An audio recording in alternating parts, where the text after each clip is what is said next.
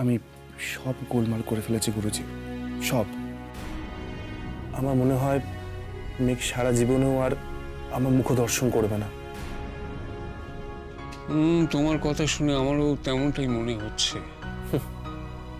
অথচ জানেন, ও এসে আমার জন্মদিন পালন করেছিল, কত আনন্দ করলো, আমাকে নিজের হাতে কেক খাওয়ালো। কিন্তু কি করে যে নিজের ফোনটা আমার ঘরে ফেলে গেল। গুরুজি একবার ভাবুন তো, সেদিন যদি ও ফোনটা না ফেলে যেত তাহলে তো ও আর ফিরতো না, আর জানতেও পারতো না যে নীলকে আমি ফোন করেছিলাম, ওর সাথে আমার কথা হয়েছে। এটা আমার ভাগ্য না দুর্ভাগ্য? তা এখন কি করবে ভাবছো? আপনি আপনি একবার কথা বলবেন ওর সঙ্গে। আমি আমি কি বলবো? বলবেন যে আমি শহর ছেড়ে চলে যাব, আর আর কোনোদিন ওর সামনে আসবো না। শুধু শুধু একবার বলবেন যেন ও আমাকে আর ভুল না বোঝে। আমি নিজের অপরাধ বোধের জায়গা থেকে বলেছি, আমার নিজেকে অপরাধী বলে মনে হচ্ছিল। আমার মনে হচ্ছিল দুটো মানুষ একে অপরকে এত ভালোবাসে, আমি যেন তাদের বিচ্ছেদের কারণ না হয়ে যায়। আমি যেন আমার মনে হয় ছেলেটার সঙ্গে তুই আজকে যা করেছিস সেটা ঠিক করিসনি। আমার সত্যি সত্যি ছেলেটার জন্য না মায়া হচ্ছে। তোর ভালো করতে চেয়ে ও তোর কাছে অপরাধী হয়ে গেল। আপনি আপনি আমাকে অন্য কোথাও পাঠিয়ে দিন গুরুজি।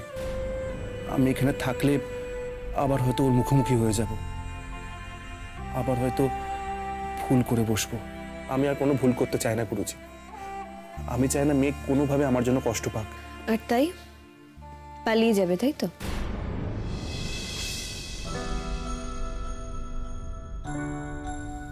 মেঘ, এই তো মেঘ এসে গেছে। বসো বসো বসো। আমি ভাবলাম তুমি বুঝি আজ আর এলেই না। আমি তো আশঙ্কা করছিলাম তুমি বোধহয় আমাকে শুদ্ধ গানই পরিত্যাগ করলে, কারণ এই শাখামৃগ এমন হুফহাপ শুরু করে দিয়েছিল।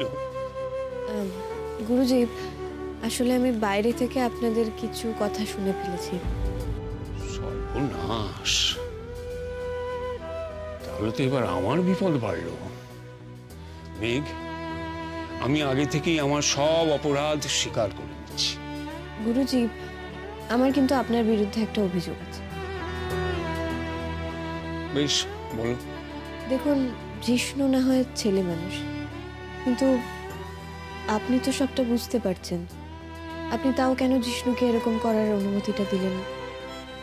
দেখুন, আমি বুঝতে পারছি জিষ্ণু যা করেছে সবটা আপনার সঙ্গে কথা বলেই করেছে। আপনি তাও কেন ওকে বারণ করলেন? আমি মানা করলে যে ওর মধ্যে ওই গিল্ট ফিলিংসটা যেত না। মেঘ, মেঘ, আমি খুব স্বার্থপর, ভয়ানক রকমের স্বার্থপর। এই জিষ্ণুকে আমি নিজের হাতে একটু একটু করে গড়ে তুলেছি, যেভাবে কাঁচামাটির তাল থেকে একটু একটু করে বিগ্রহ গড়ে তোলা হয় সেইভাবে। সেই জিষ্ণু গানে মন দিতে পারছে না। ভয়ঙ্কর শারীরিক যন্ত্রণাতেও যার গলা এতটুকু কাঁপেনি, পা ভেঙে ফোলা পা নিয়েও গান শিখতে এসছে। পা এতটাই ফুলে গেছে যে প্লাস্টার পর্যন্ত করা যায়নি। ওই রকম যন্ত্রণার সত্ত্বেও ওর এতটুকু স্বরচ্যুতি হয়নি। সেই জিষ্ণু সুর ভুল করছে। ও ভুলে যাচ্ছে যে বেহাগের আরোহণে রে আর ধা লাগে না। তা আমাকে তো তখন জিজ্ঞেস করতেই হয়েছে যে কি হয়েছে। তা জিজ্ঞেস করে বুঝলাম যে ঘটেছে অনেক কিছু, যার কেন্দ্রে ও ছিল, আর তার জন্য অপরাধ বোধে একেবারে জর্জরিত হয়ে আছে। আমার মনে হলো যে এই অপরাধ বোধ থেকে মুক্ত না হলে আমি তো আমার এই শাখা মৃগটিকে আর খুঁজে পাবো না। তাই ওকে বলেছিলাম যে ও যদি তোমার স্বামীকে ফোন করে ভুল বুঝাবুঝি মিটিয়ে নিলে ওর এই বিবেক দংশন থেকে মুক্তি পায়, তাহলে তাই করুক। আমি এখন উঠছি গুরুজি, পরে আসবো। কেন উঠছো? কাল যে আমাদের প্রথম অ্যালবামের রেকর্ডিং, তো আমরা কোনো প্র্যাকটিস করব না?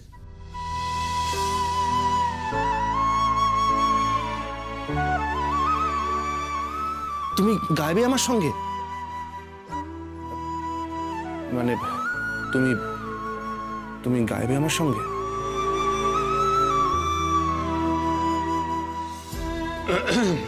আমি যাই, তোমাদের জন্য একটু চা আর জল খাবারের কথা বলে আসি।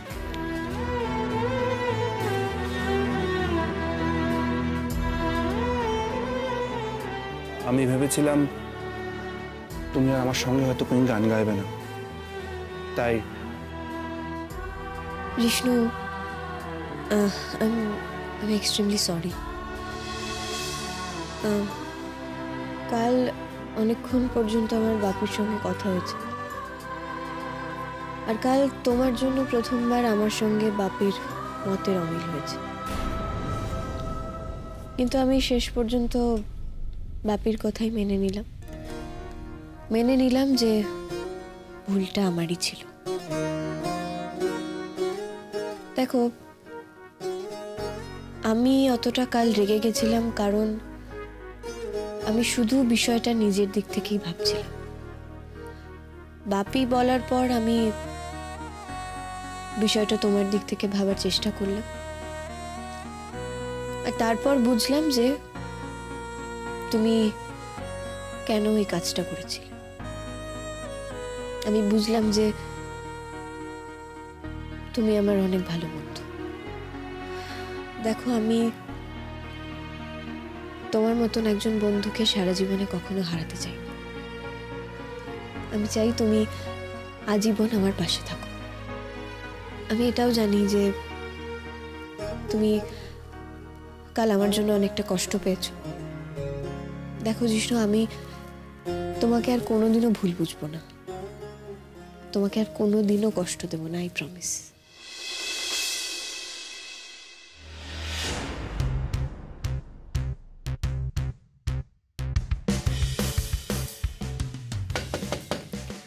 আসতে পারি? আয় আয় আয়, কতদিন পর। ভেতরে এসো। গ্ল্যামার কুইন মিস ময়ূরী। আওয়াজ দিচ্ছিস তো আমাকে? মোটেই না রে, কলেজে তো তোর গ্ল্যামারের চোটে কোনো ছেলেই আর আমাদের দিকে তাকাতো না রে। তোর পিছনে তো 1 মাইলের লাইন। বাড়াবাড়ি করছিস এবার, যত সব বাজে বাজে কথা। বস। বসি। এবার বল, কি খাবি? চা, কফি নাকি কোল্ড ড্রিঙ্ক? আমি কিচ্ছু খাবো না। বল, তোর খবর কি? আমার চলছে, বিন্দাস আছি। এই কি অদ্ভুত কোইন্সিডেন্স দেখ, আমি না কালকেই তোর কথা ভাবছিলাম। আমার কথা? হ্যাঁ রে, এই মেঘরায় তোর বোন না? হ্যাঁ। আমরা ওকে আর জিষ্ণু সেনকে নিয়ে একটা স্টোরি করবো ভাবছি। ওরা তো আজকাল বেশ সাড়া ফেলে দিয়েছে রে। ওদের আবার রেকর্ডিংও আছে, আমরা সেটাও কভার করব। তাই ভাবছিলাম যে কালকেই তোর থেকে নাম্বারটা নিয়ে একটু ফোন করবো তোর বোনকে। এই তোর বোনের নাম্বারটা একটু দে না রে প্লিজ। শুধু নাম্বার নিবি? আর আমি যদি বলি মেঘের সম্পর্কে তোকে একটা দারুণ স্কুপ দেব, তাহলে কিরকম? আমাকে একটা কথা বল ইন্দুর, ওদের দুজনের রেকর্ডিং, একসঙ্গে ইন্টারভিউ, এসব তো অনেক পেপারই করবে, তাতে কি তোদের পেপারের কাটতি বাড়বে?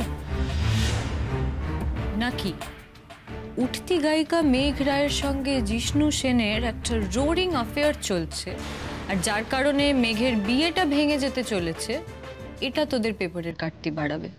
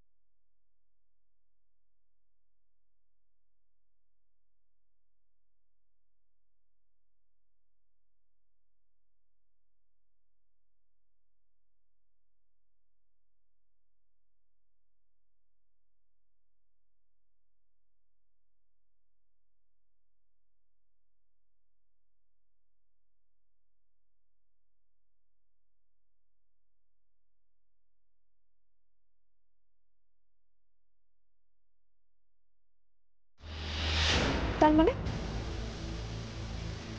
মানে যা তাই বললাম। দেখ ইন্দিরা, গল্পটা তো এরকম হতেই পারে যে ধর একটা অ্যাম্বিশিয়াস মেয়ের জার্নি, বুঝছিস? তাকে বাড়িতে গান শেখানো হয়, সে গান শেখে, ভালো গানও গায়। তারপর সে নিজের কলেজে যায়, কলেজে দেখা হয় এক প্রফেসরের সঙ্গে। সে মেয়েটাকে উৎসাহ দেয়, সুযোগ করে দেয়, গান, লেখাপড়া সবকিছু নিয়ে। তারপর মেয়েটার বেশি সময় লাগে না প্রফেসরের সঙ্গে সম্পর্কে জড়াতে, বিয়ে করতে। কিন্তু তারপর ও এটা বুঝতে পারে যে ওর লক্ষ্য অনেক দূরে। তারপর আসে আরেক সুযোগ, পণ্ডিত অমর চক্রবর্তীর কাছে গান শেখা। তো সেখানে অফকোর্স সে শিখতে যায় গান, আর আলাপ হয় এক উঠতি গায়ক জিষ্ণু সেনের সঙ্গে। ও এটা বুঝতে পারে ওদের দুজনের গান সবাই ভালোবাসছে, অ্যাপ্রিসিয়েট করছে। ব্যাস, তারপর ওর বেশি সময় লাগে না নিজের প্রফেসরকে ছেড়ে এই গায়কের সঙ্গে প্রেম করতে, সম্পর্কে জড়াতে। আর বিয়ে যাচ্ছে ডিভোর্সের দিকে, আর মেয়েটি মেতে আছে জিষ্ণু সেনকে নিয়ে। কি বুঝলি কিছু? এরকম একটা স্টোরি যে বানাবো, তারপর মেঘ যদি মামলা করে, তখন তো আমাদের নিউজ পেপার একটা বড় বিপদের মুখে পড়ে যাবে। মামলা করবে কি করে মেঘ? তোরা তো সবকিছু ওই কিভাবে লিখিস না, কানাঘুষো শোনা যাচ্ছে, আবার কি মহলে গুঞ্জন শোনা যাচ্ছে, এইভাবে লিখবি। বুঝতে পারলাম। এবার তুই আমায় বলতো, তোর এত কিসের ইন্টারেস্ট এই পুরো ব্যাপারটা? মেঘ তো তোর নিজের বোন, তার নামে তুই এরকম একটা গসিপ ছড়াতে চাইছিস কেন? ইন্দিরা, তুই আমাকে কদিন চিনিস? কলেজের দিন থেকে। তোর মনে হয় আমি কোনো কাজ লাভ ছাড়া করব? সে না হয় করিস না, কিন্তু তুই এখানে তোর নিজের বোনকে ফ্রেম করে কি করতে চাইছিস? ফ্রেম? আমি তো ফ্রেম করছি না, আমি ফ্রেম করব না মেঘকে। আমি শুধু তোকে একটা ছোট্ট স্কুপ দিচ্ছি। দেখ, তুই অমর চক্রবর্তীর বাড়ির সামনে যে কোনো দিন তোর প্রেসের কিছু মানুষ দাঁড় করিয়ে রাখতেই পারিস। তুই চেক করে নিবি যে আমি যা বলছি ঠিক কিনা, আমি একদম ঠিক বলছি। সে না হয় বুঝলাম, কিন্তু তুই এটা করে আমাকে দিয়ে তোর কোন স্বার্থ সিদ্ধিটা করাতে চাইছিস বলতো? ইন্দিরা, ময়রার ঘরের খবর জেনে তুই কি করবি? তার হাতের মিষ্টিটা ভালো কিনা সেটাই তো আসল, তাই না? দেখ, আমি ইয়াং অডিয়েন্সদের মধ্যে মেঘ আর জিষ্ণুকে নিয়ে একটা ক্রেজ তো দেখেছি। দে লাভ দেম। দেখ, তুই খুব ভালো করে জানিস ময়ূরী, যে মেঘের ক্যারিয়ারের শুরুতে এরকম একটা গসিপ ওর ক্যারিয়ারের ক্ষতি করতে পারে। সেটাতে তো তোর এত চিন্তিত হওয়ার কোনো কারণ আমি দেখতে পাচ্ছি না রে। তুই কেন এত টেনশন করছিস? আর এই খবরটা যদি তোদের পেজ 3-র পপুলারিটি বাড়ায়, তাতে তো তোদেরই লাভ, তাই না? ওয়েল, আমাকে আমার টিমের সঙ্গে কথা বলতে হবে, আর একটু দেখতে হবে যে কতটা সত্যি আছে তোর কথায়। কারণ হঠাৎ করে যদি তোর কথায় এই খবরটা ছাপি, তারপর যদি বিপদে পড়ি, তারপর তো আমার চাকরি নিয়ে টানাটানি পড়ে যাবে। আসি আমি, হ্যাঁ? আয়। তবে গসিপ ম্যাগাজিন হঠাৎ সতীপনা দেখিয়ে সত্যি খুঁজছে, এটা কিন্তু বেশ মজার। It's funny. চলিয়া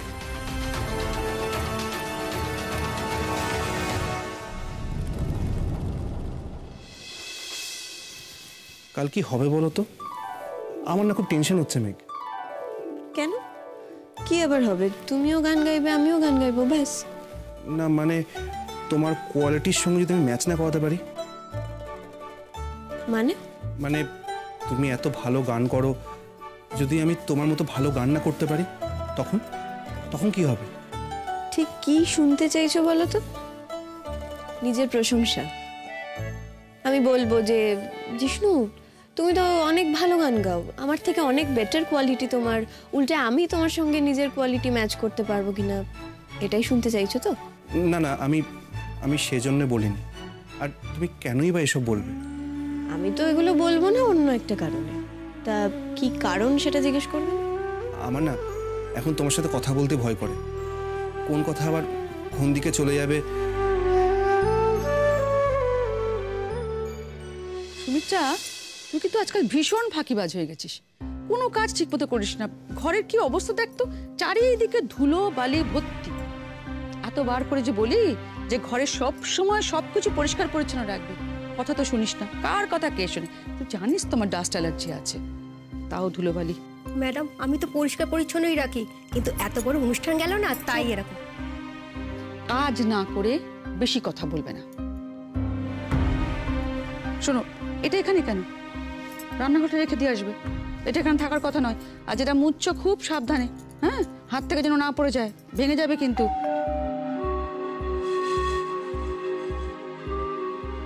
এই সময় আবার কে এলো? এই সময় তো কারোর আসার কথা নয়। সুমিত্রা, দেখ তো কে এলো, দেখ। দরজা খুলবি না আগের থেকে, কাঁচ দিয়ে বোঝার চেষ্টা করবি যে কে, তারপর দরজা খুলবি। যা, ঠিক আছে ম্যাডাম। দেখ তো।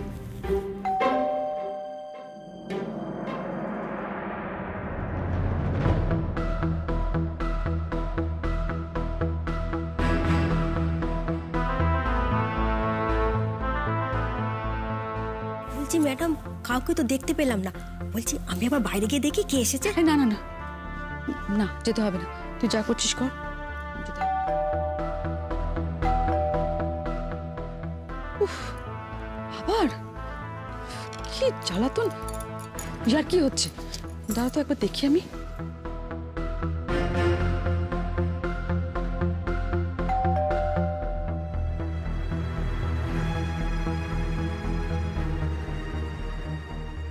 কি রে বাবা, এটা সেলস গার্ল? কিন্তু আজকাল তো তারা আসে না, তাহলে কোনো রিলেটিভ নাকি, বা হয়তো কোনো নেইবার হবে, রূপের বুকে দেখতে এসেছে। উফ, বিরক্তিকর। কি করবো এখন? দরজাটা কি খুলবো? না খুললে তো আবার সন্দেহ করতে পারে।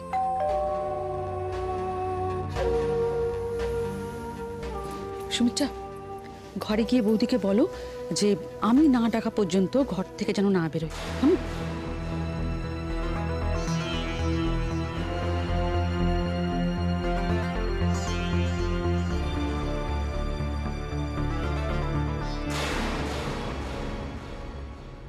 তোমরা? হ্যালো আন্টি, আসলে আমরা এদিক দিয়ে যাচ্ছিলাম আর কি, তাই ভাবলাম গিনির সঙ্গে একবার দেখা করে যাই। আসলে সেদিনও এত কম সময়ের জন্য এলো, ভালো করে কথাই হলো না।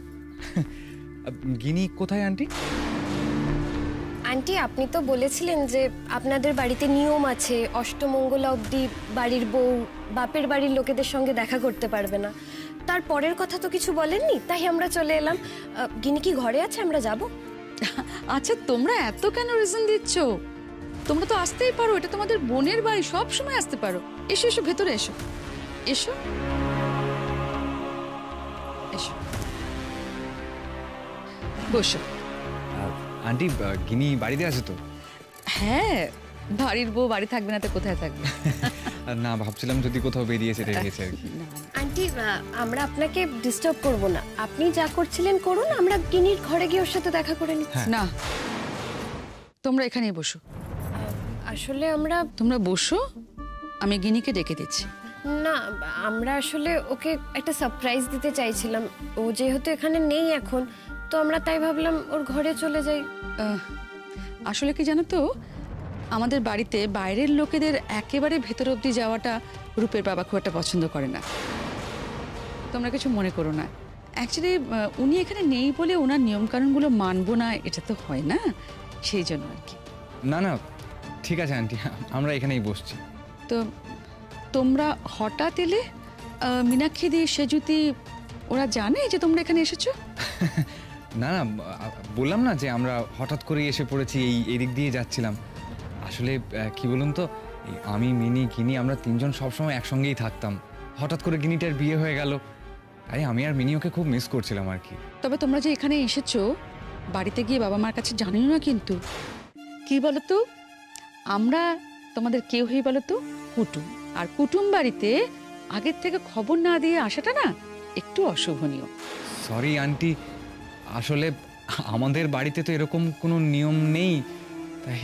আর সত্যি বলতে আপনাকে দেখেও মনে হয় না যে আপনি সব পুরনো নিয়ম কানুন এত মানেন। হ্যাঁ, না না, আমাকে দেখে যাই মনে হোক না কেন, আমি কিন্তু এসব ব্যাপারে ভীষণ স্ট্রিক্ট। আর শুধু আমি নই, রূপের বাবাও কিন্তু ভীষণ স্ট্রিক্ট। দেখেছো, কোনো মানে হলো? তোমাদের সঙ্গে এতক্ষণ ধরে গল্প করছি আর তোমরা কি নেবে সেটাই তো জিজ্ঞাসা করা হলো না। বলো তোমরা কি নিতে চাও? চা, কফি? না না আন্টি, আমরা কিছু খাবো না, কিছু লাগবে না, আমরা শুধু গিনির সঙ্গে দেখা করব। তোমাদের কোনো দরকারি কথা আছে নাকি? না না, এমনি। সুমিত্রা, এদেরকে চেনো? তোমার বৌদির ছোটদা আর ছোট বোন। সুমিত্রা, ওদের জন্য শরবত আনো, আর বৌদিকে গিয়ে বলো যে ওরা এসেছে। না না, শরবত টরবত কিছু লাগবে না, আমরা এক্ষুনি ঠান্ডা খেয়ে এসেছি। ঠিক আছে, তাহলে বৌদিকে গিয়ে বলো এখানে আসতে। তবে হ্যাঁ শোনো, বৌদিকে গিয়ে বলবে না কিন্তু যে ওরা এসেছে। বৌদিকে বলো বাইরের লোক এসেছে, একটু যেন সেজে গুজে আসে। যাও।